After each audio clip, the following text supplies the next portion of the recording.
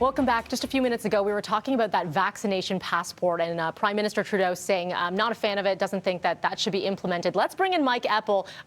He might need to change his mind depending on what's happening in the U.S. Mike, good morning. Yeah, good morning, Melanie. Just reading this morning about how the big tech companies in the United States, Microsoft, Oracle, and Salesforce, are working on a digital vaccination passport program. QR code that you'd hold in your wallet, on your phone, your digital wallet.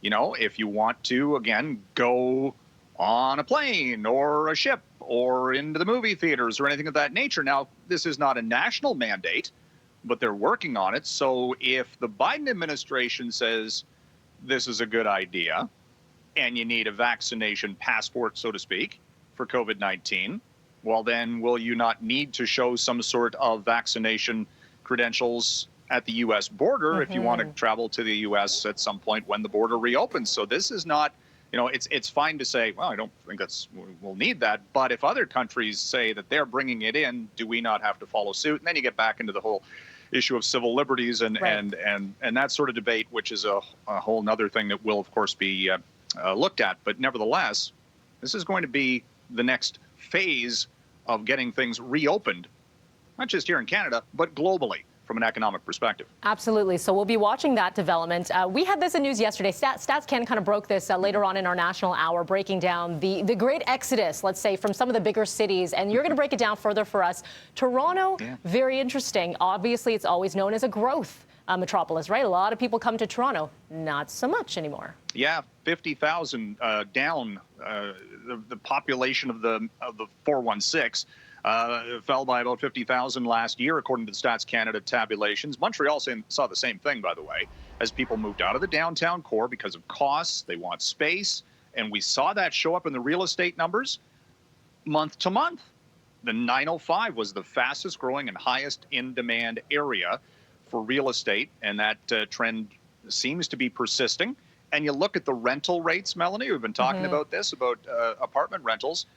Rentals.ca, latest monthly survey. The one-bedroom cost in Toronto now, $1,800, which is down 20% year over year. That is significant, no matter how you look at it. The two-bedroom costs down 17%. So that's the effects of where people are choosing to move.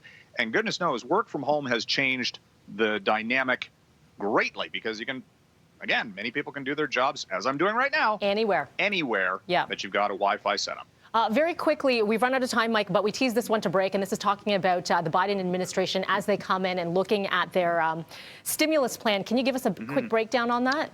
It's worth $1.9 trillion with a T dollars. $1,400 stimulus checks to Americans, raising the minimum wage to $15 an hour nationwide. That is a big potential sticking point when you're looking at it from how this goes through the various levels of the U.S. government. They want to spend $20 billion on the vaccine rollout and $120 billion with a B on the education system, on schools, getting those reopened, and more spending and just beefing up the education system. It is a massive plan, will take months to get through if it does. Again, this is just the preliminary talk. Right. All right, Mike, so much more to cover here. It's Friday, though, so enjoy your weekend. It is. You too. Look at that smile. Thanks. All right, Mike, thank you.